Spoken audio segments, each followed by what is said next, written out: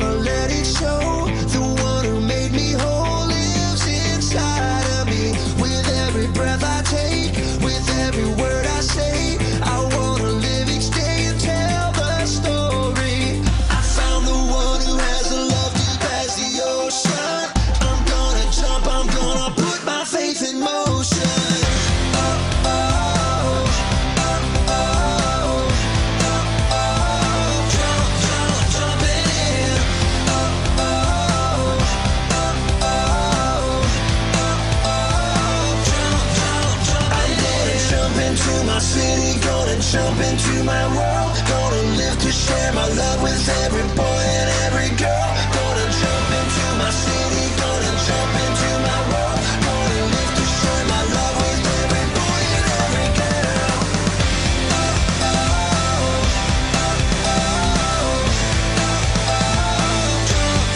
Jump in.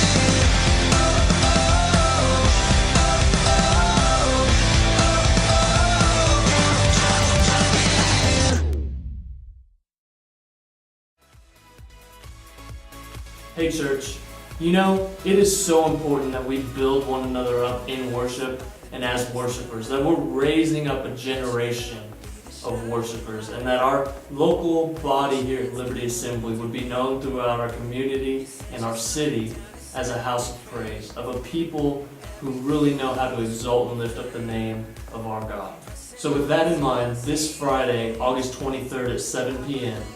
is our Touching Heaven Worship Night. I want to encourage all of you to be sure to come out for this. We're just expecting people to encounter God in a new way, and a new fresh presence of God to come into this place.